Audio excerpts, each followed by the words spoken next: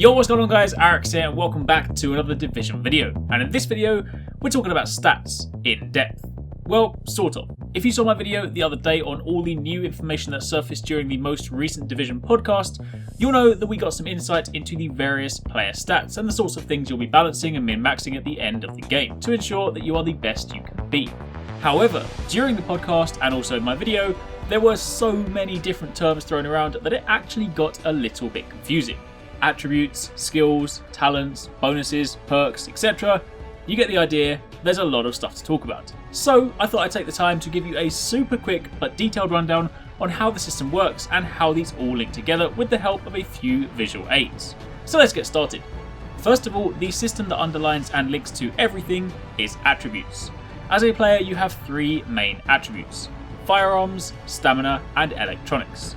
Firearms will affect your overall weapon damage, meaning that when you first acquire a weapon, the damage it deals can be altered and enhanced as a result of your attributes. According to the information in the podcast, about 60% of your overall weapon damage comes from the gun itself, whilst the remaining 40% comes from your gear. So that means two players could have the exact same weapon, but one player may deal more damage with it if their attributes are correctly tuned. Stamina, on the other hand, affects your overall health, so the more stamina you have, the more health you have, and that means if you're going for that tanky build, perhaps complemented with a riot shield, then you're going to want to bolster the stamina attribute. And finally, electronics affect your skill power, or effectiveness. This could make, say, the sticky bomb deal more damage when it explodes, it might make the healing skill more potent on use, or perhaps the pulse skill will scan further for longer. Either way, bolstering this attribute will boost the overall power of your skills. So, with that being said, how do you alter your attribute values? And the answer to that is through your gear. And by gear I mean things like body armor, backpacks, gas masks, etc.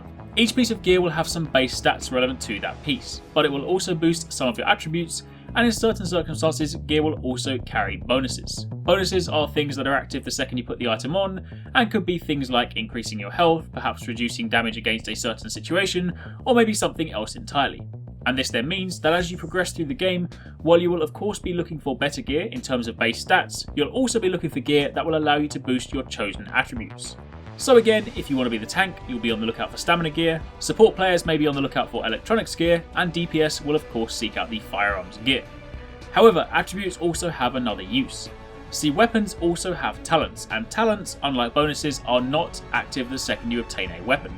Talents are similar to things like bonuses or perks, only they're slightly better and they can do things like, say, provide you with a temporary health regeneration if you land a headshot, or perhaps something like increasing your damage if you're low in health. I'm actually making up these specific perks, but that's the kind of general example. Think of talents as like slightly more exotic bonuses. However, in order to unlock these talents, you'll need a certain number of attribute points in a particular category. So for example, let's say I have an ACR with a perk that gives me temporary health regeneration when I get a critical kill. However, this is only unlocked if I have 500 points in firearms.